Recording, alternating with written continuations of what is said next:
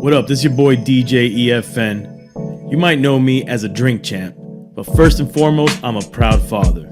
I linked up with two of my other dad homies, Manny Digital and KGB, to start the Fatherhood podcast. Each week, we bring you insider hip-hop stories, parenting, and advice and therapy. The saying is true, it takes a village, and we humorously serve as each other's trusted counsel in figuring out how not to screw up being a good dad. The Fatherhood Podcast. Beats, rhymes, and diapers. Yo! The hood is back. Yo, did we have two back-to-back throwbacks? I think we did. Right? Yeah, we did. Yeah, we did. Yeah. Lazy as fuck. Yeah, Summertime. Come on, man. Yeah, it's tough. Yeah, it's it tough is. Summertime's fucking us up. But what's important now is that we're here. And That's right. not only are all three of us on, but we also have a guest tagging along to take us a little bit through their life as a dad. So, I mean, shit, might as well just welcome him right in.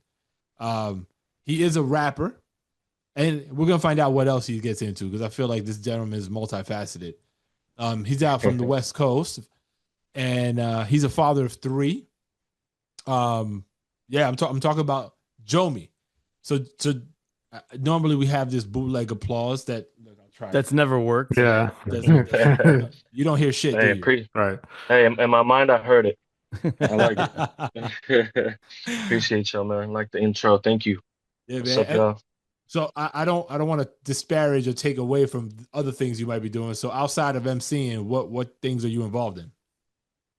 Like you said, I'm a full-time dad. And then mainly, like you said, music is obviously my passion. That's what I do. And then apart from that, just like all of us, we also have our personal, career to maintain the household. So I'm an engineer, a mechanical engineer.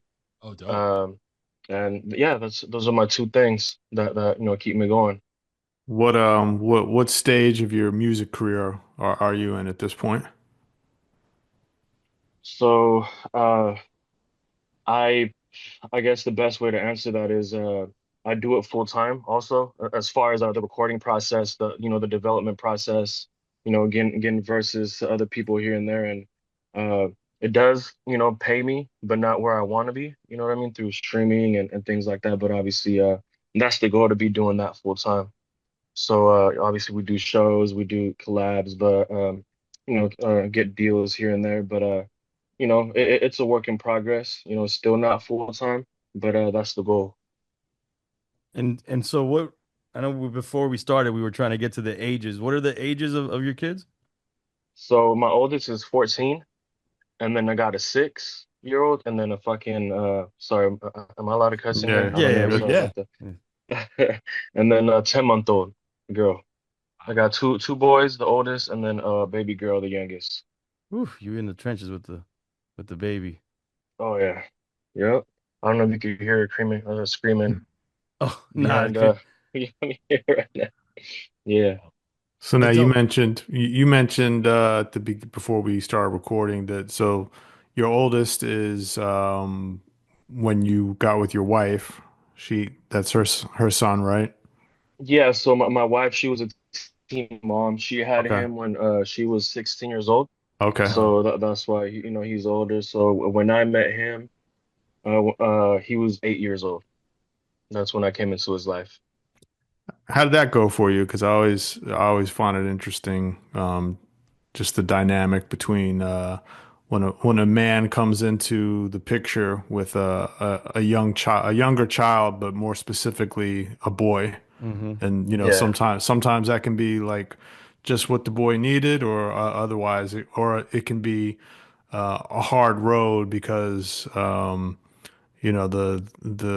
the son is kind of jealous, and the time is being split that was with him and his mom, and how did that all flow with you? Yeah.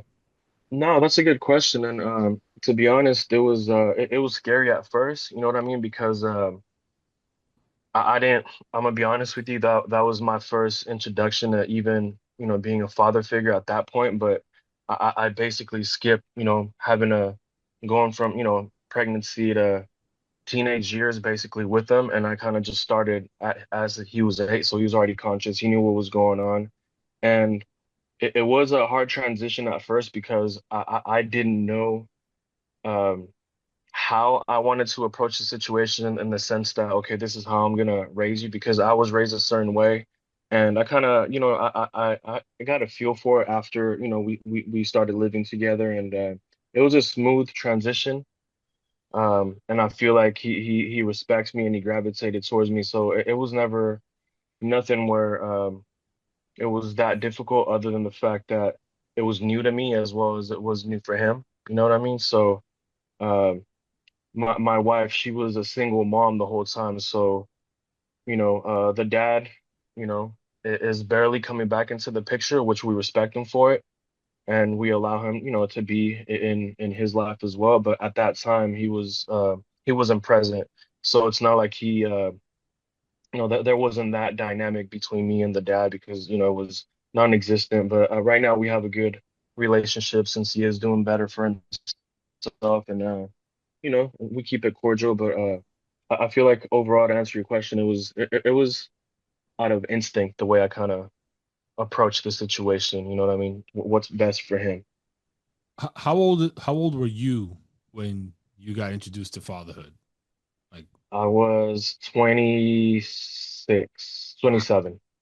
Yeah. wow. Which in man years is Yeah. 17. And he was Right. Basically, yeah. Yeah. and you said he was Yeah. 8. He was 8 when you Yeah. came into the picture. Yep. He was 8. I was 26 going on to 27. Damn. How was your Yeah. patience? Because that's a huge change. Oh yeah.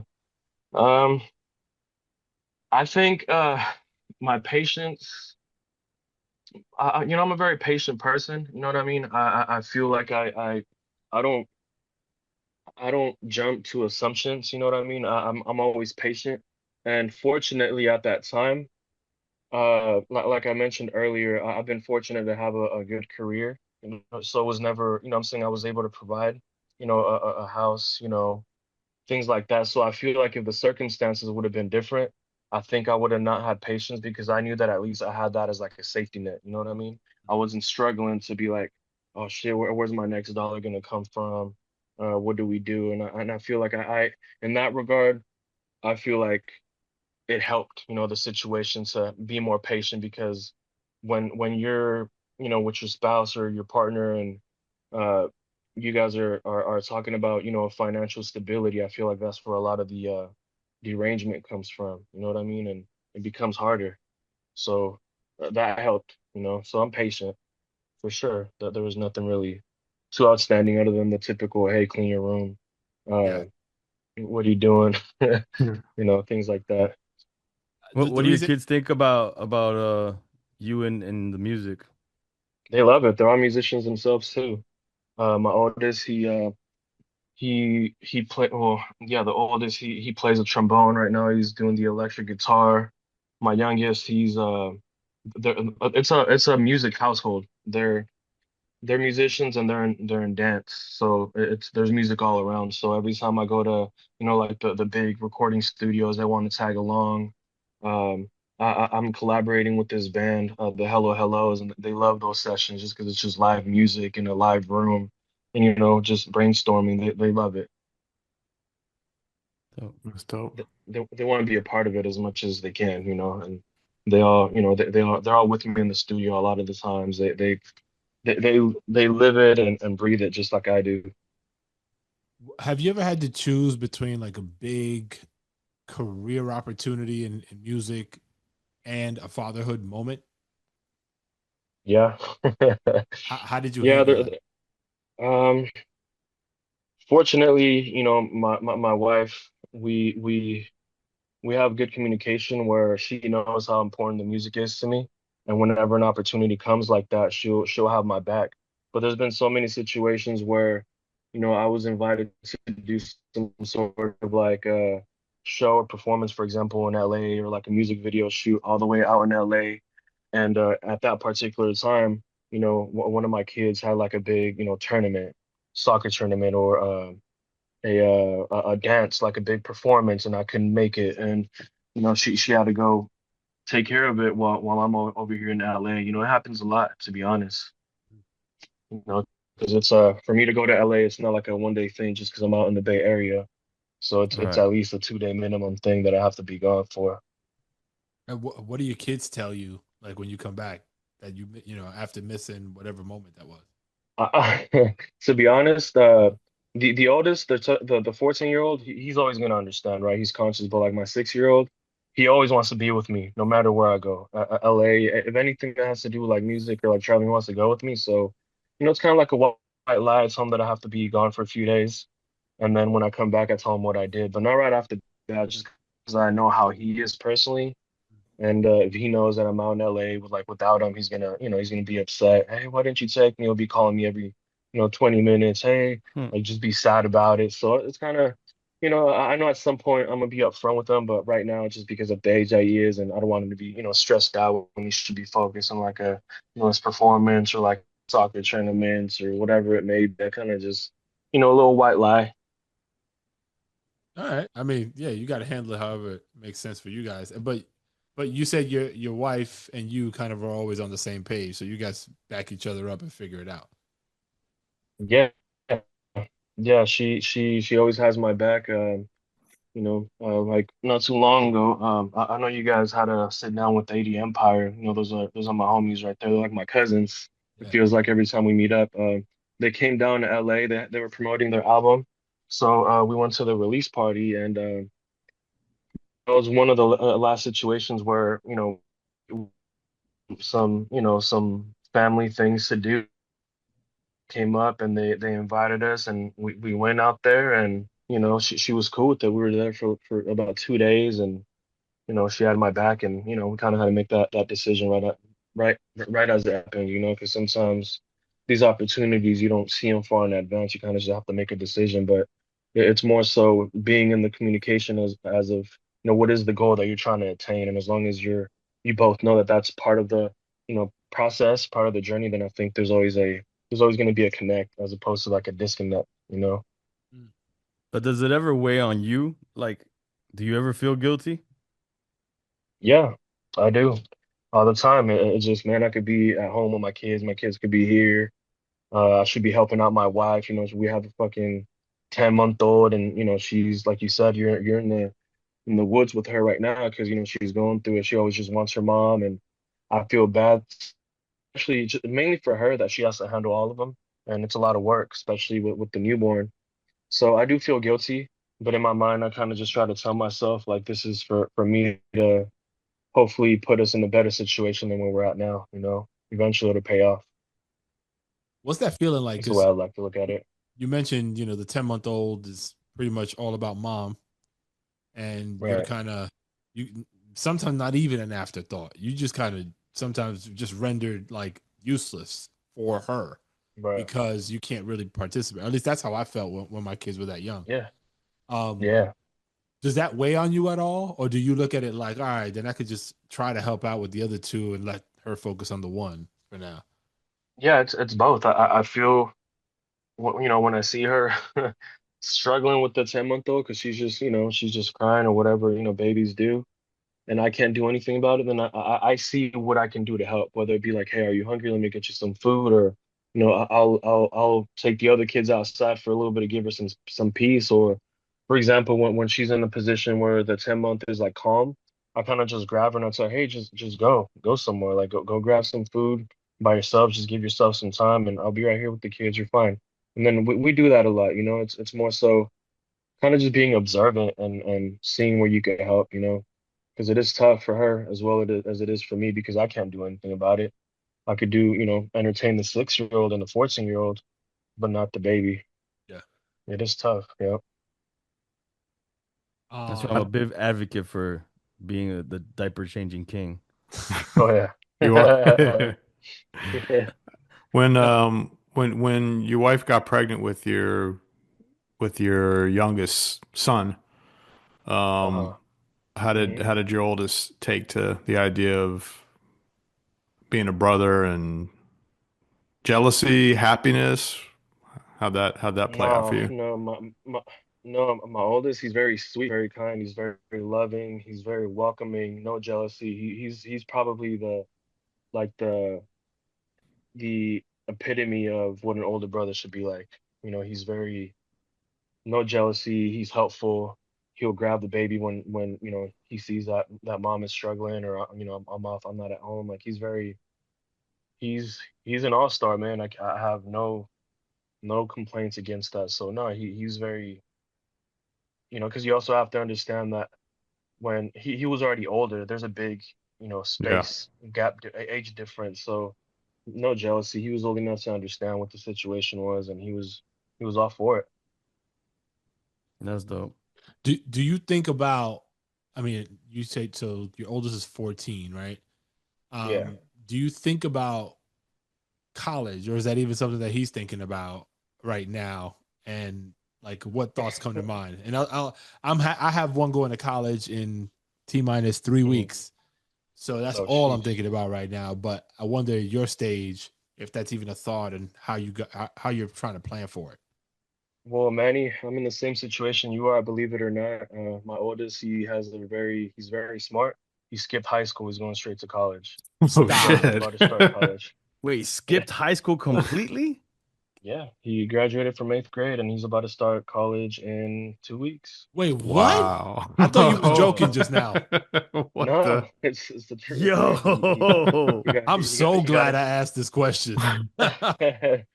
he got accepted to this program. They only accepted 50 people in our county. I live in Santa Clara. So it's a very techie driven space because this is where, Yeah, the heart of Silicon Valley. I used So to we live. have a I whole used to bunch live of, over there. I was over by oh yeah? in Redwood City for a while. Oh yeah, that's where my wife is at. Well, Okay, that's where my wife is from. got Yeah. it. Okay, Yeah, so he's just very smart and he got accepted to that program and was able to skip, and now he's about to start and Wow. you so know let me find out. Y'all got Doogie Howser. Yo, Right. my boy's son just skipped, I think the 12th grade, and I thought that was like Like insane. a grade. He ain't One skipped grade. four. No, no. This yeah. is wow. So is he Yeah, actually going but to be on a college campus and yeah, in he's it? he's in a college campus. When I went to the parent kid orientation, obviously it's a disclaimer, knowing, hey, just letting you guys know that they're gonna be little ass kids walking around with hella adults. So you guys Yeah. have to be okay with your kid being along with adults. They're gonna be cussing, they don't. So it is a weird transition for us because for one, yes, he's gonna skip, he's gonna go straight with adults, professors, etc. But that program, they try to keep their childhood as much as they possibly can, as far as the way they walk them around, things like that. That they make it seem that we should be okay with them being safe out there, as far as that transition from being, he's like I said, he's 14 and about to be in school with like 18, 19-year-olds. Hmm. And we just have to be okay with that, and we talked to him about it. He's a very smart kid and this is what he wanted. We told him, hey, you're gonna miss out on prom. You're not gonna be able to be in any sports, school sports, things like that, which is why we do a lot of extracurricular activities with him. He's like I said, he's a musician. He does electric guitar. He dances.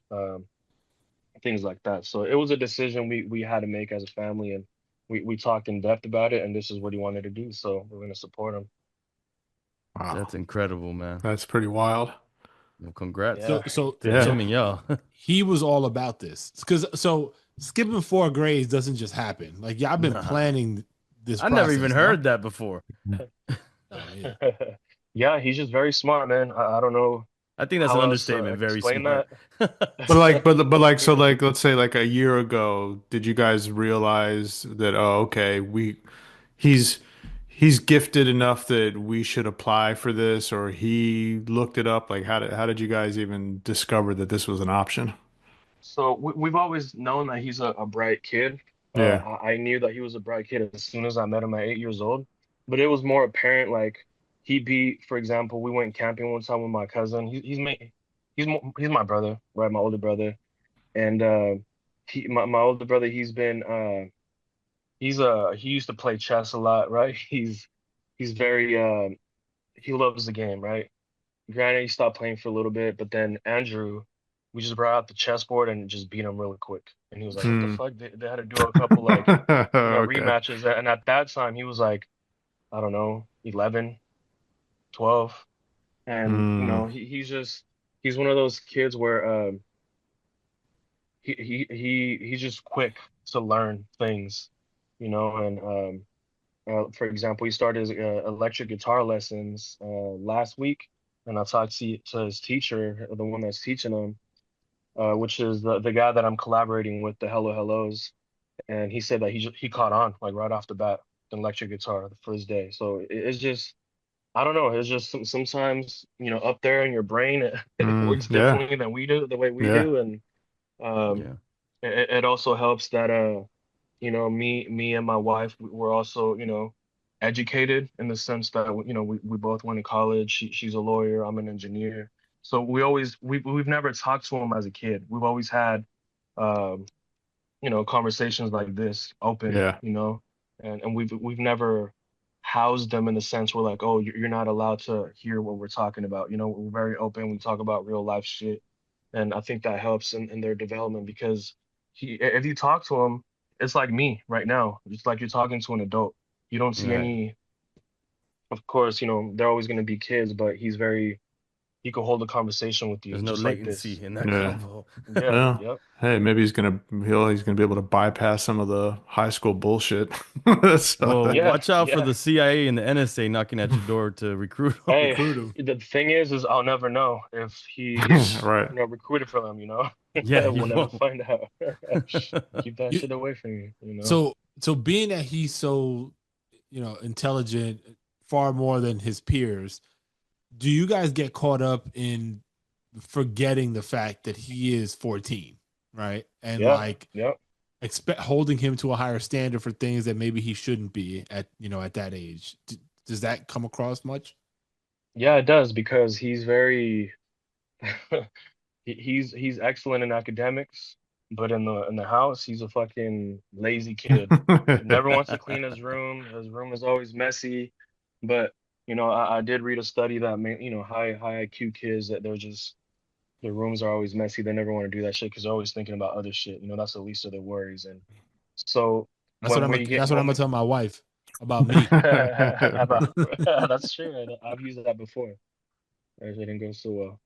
But so when we try to discipline him, sometimes I feel like we're a little harsh, but like you said, because we expect more from him. But then we realize, oh, you know what? He's uh he's still a kid. Like for example, apart from him being like a musician himself too, he was in the school band. He's trying out for the symphony, but he's also a dancer. He he does baile folclórico, which is traditional Mexican dance, and we got him into the obviously you start off from the bottom. He worked his way up. Now he's in the advanced group, but additionally, the adult group asked him if he wanted to join that one because he's also a very good dancer. He's just good, he's Damn. good overall. So now he's in the adult group, This and we had a guy. performance. So we had a performance this Saturday at the county fair in Santa Clara, and he was up there with the kids, and mid set because the adults are gonna come up right after him. He needed to hop off stage, and I had to go in there and help him change his next wardrobe, and then go up there and do the adult dance. So when I was standing from the audience after I helped him change, I'm looking at him and like he's like winded, he's tired because he back to back on these really high energy performances, and I'm like, damn, like, are we being too tough? I mean, this is what he wants to do, but are we maybe fucking him up and letting him like be that exhausted to like being able to be up there dancing with the adults and then the kids? He's only 14, but he's up there like back to back to back. Like we're not giving him a break. But at the end of the day, like we said, it's like this is what he wants to do. So those are some certain things that I keep in mind personally. Like, damn, are we allowing him to do too much, or should we just take a step back and be like, Andrew, take a break? But I don't know. He's never complained because this is what he likes to do. So I don't know. I'm still figure that out. Not the same thing, but for me, my son is into basketball. He's 12.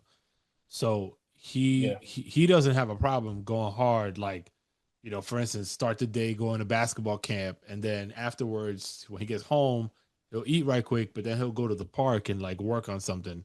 And then it could very well be that he has a game that night, and he'll play ball pretty much 12, 14 hours and not Mm. have an issue. But in the same Wow. Yeah. way, I get concerned because I'm like, yo, there is such a thing as too much.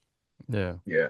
But I put it on him. I'm like, yo, I lay it out. I'm like, yo, it's cool that you feel like you have all this energy, but understand too, overuse of your muscles and all this stuff can lead to injury that will sideline you. So like, keep that in Yeah. You mind. could get exactly. You could get burned out for sure. Yep. Yeah.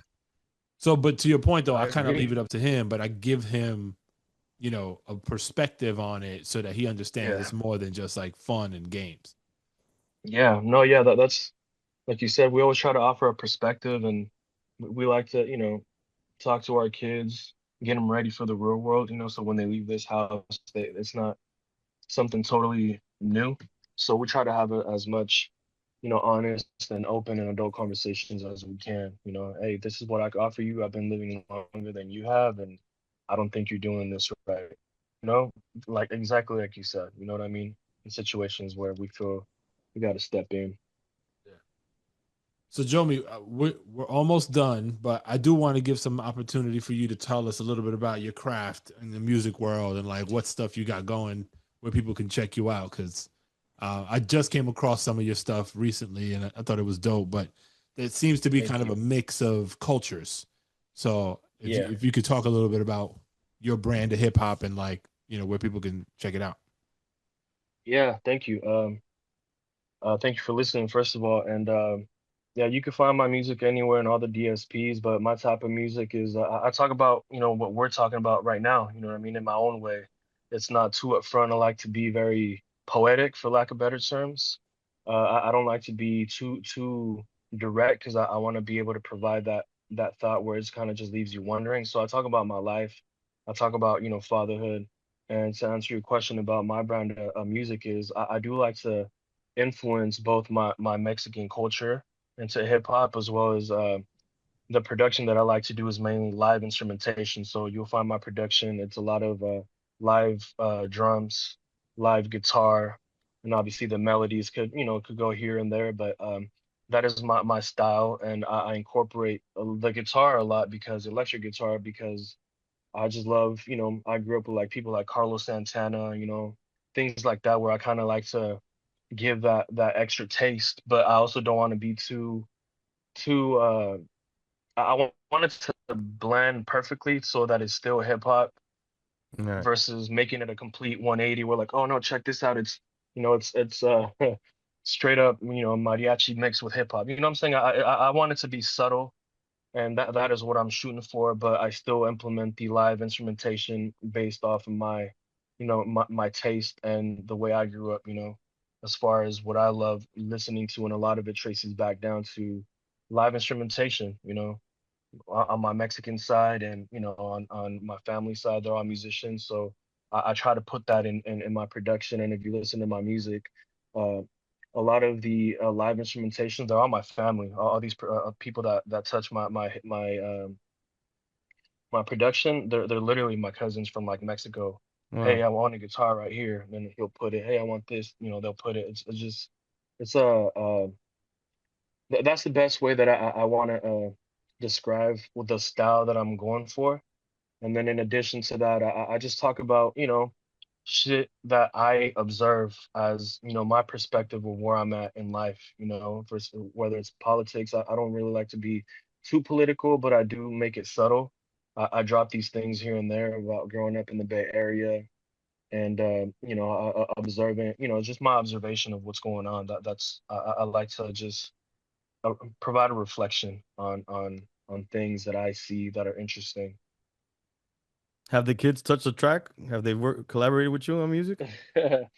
Not with yeah, actually on my last album with 80 Empire, there's one record called Mirrors, and there's a little kid at the end. I put his vocals in there, And then Andrew, my oldest, there's a song that I'm about to release with the Hello Hellos. I dropped a song named Chico with the Hello Hellos. So we have another record that's about to drop. He's on the bridge on that. I use his vocal, so he's singing on it. Oh, dope. But Nice. my 6-year-old, he actually made a diss song to his cousin that he recorded. He was 6. Hey dad, I want to make a diss record. My I don't want to say his cousin's name, but he was like, he's been bullying me, and I just wanna make a diss song to him. So That's we awesome. recorded. That's It a was good way to funny. It was deal with hella that. funny. Yeah, that's So he dope. dissed it. It was just so funny. He's like, hey, you keep bullying me, and I don't like it. And he just and it was funny. It was funny. Wait, so That's what was the cousin's reaction when he heard it? We didn't play it for him. Oh, Yeah, we didn't play it for him only because his mom would have, I don't know. It's you we just just didn't play You just for him. wanted your Yeah. son to get it off his Yeah. chest, his like. chest. Yeah, yeah, That's kind of exactly. Yeah, creative, we though. I didn't like No, that. that's Yeah, dope. that's I think dope. that's a dope approach, Yeah, it is. especially It's like funny, man. being hip hop dads. Like, Yeah, no, that is Yeah, I was real like, good. yeah, fuck it, let's record it. He recorded Yeah. it. He Yo, picked the beat and everything. I got 2 more questions for you. The last one's gonna Yeah. be just your advice to other dads. But before we get to that, you come across right now as we're chatting very like low key, I guess is the way I would describe it. But when Yeah. you're spitting, it's like a different person. How does I mean I can take some guesses, but like this version of you gets more aggressive, more like you take on a whole different persona. Is that Yeah. is that just part of your craft, or do you tap into things that are different when executing rhythmic your rhythmic Yeah. abilities versus like your everyday life? Yeah, I think when it comes to my craft and when I'm writing my music, when I'm recording my music, performing my music, the way I like to think about it is it took a while for me to get to this point, right? As far as the calm person that you see. I grew up in East Oakland. It was very tough. My parents are immigrants. My mom, got deported, things like that. So it was very tough growing up. So I think that anger that I dealt with as a kid, it still lingers in my music, if that makes sense. Mhm. And that is why I feel that you get the different types of energy because I am tapping into things that I want to speak about. Of course, they're it all comes from a real place, and that is how it makes me feel. But I understand that when we're having conversations like these, the point isn't going to get across if you're screaming at each other. You know what I mean? So I feel like for me, it's all about communication and what is the best way to convey your message given your medium. And right now we're talking, hey, if I scream at you, you're not going to take it. Whereas if you're listening to my music, it's not a conversation. I got to bring you in with, my energy, So it's a conscious decision because there are records where I'm, my bridges are mellow. Not all the time am I aggressive. So it's just, I pick and choose depending on what I'm trying to convey and obviously the production itself, what is the contrast that is better going to be, give me a better record. It's like listening to a old EFN mixtape. He'd be cursing you out, yelling at true. you. I mean, I'm Cuban, so I yell at you all the time, anyways. And Um, Yeah. and then finally, like, what's one thing you've learned as a father that you wish someone had told you earlier? Uh, I think one of the things that I guess I could say to that is I guess it's a layered response. One, my father passed away, so when I became a dad, he wasn't around. You know what I mean? To be able to get advice from him. So what I would say is that if your father is still around, if you have a good relationship with him, just talk to him, man, and see what you could do. You know what I mean? Because it is hard, when you don't have who raised you to be able to, hey, you're fucking up, you're doing this wrong, things like that. So I think that that's something that I would say is don't take your parents for granted. I'm not just your dad, your mom too. Don't take your parents for granted because those are the lessons that, the best ones that they taught you. You should be able to push those onto your kids. So just don't take your own parents for granted. Nice. Love it. Where can people find you on social media? You can find me at Instagram, Facebook under JOMI joMi DLR. All my music is on all DSPs. We've got new projects, working on several projects that are about to drop soon. We have we're always collaborating with, dope new producers. We got someone in the works with 80 Empire, a different project, and we're excited for that. So you can find me anywhere, just JOMI. Dope. And shout out to our mutual homie, Jay Havana. Yeah, Yeah. shout out to Jay Havana. He's the one that helps me with all this music stuff and helps out a lot. So shout out to Jay. Yeah, for sure. He's also a Fatherhood alum, by the way. So if you haven't checked out the Jay Havana episodes, I think we did two. Did we do two with him?